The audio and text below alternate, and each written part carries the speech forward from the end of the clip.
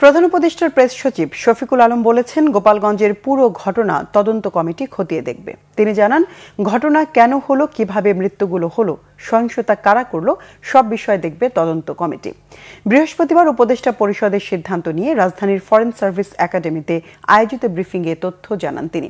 গোয়েন্দা তথ্যের ঘাটতি আছে কিনা কিংবা ব্যর্থতা আছে কিনা এমন প্রশ্নের জবাবে প্রেস সচিব বলেন, গোপালগঞ্জের ঘটনা তদন্ত করতে যে কমিটি করা হয়েছে তারা সব বিষয় দেখবে।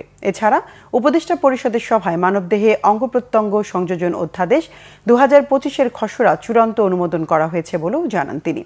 এতে অঙ্গদানের ক্ষেত্রে দাতার পরিধি বাড়ানো হয়েছে বলেও জানান শফিকুল আলম। ফলে দেশে কিডনি প্রতিস্থাপনের কাজ আরও সহজ হবে বলে মনে করেন তিনি।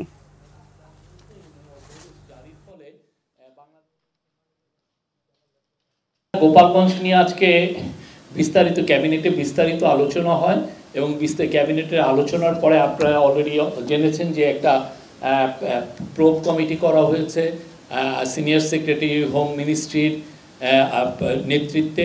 এছাড়া ল মিনিস্ট্রি এবং পাবলিক অ্যাডমিনিস্ট্রেশন মিনিস্ট্রি থেকে 2 জন অ্যাডিশনাল সেক্রেটারি থাকবেন। এরা 3 জন 14 দিন তাদেরকে দেওয়া হয়েছে ইনভেস্টিগেট করে তাদের রিপোর্টটা চিফ অ্যাডভাইজারের অফিসে সাবমিট করবেন।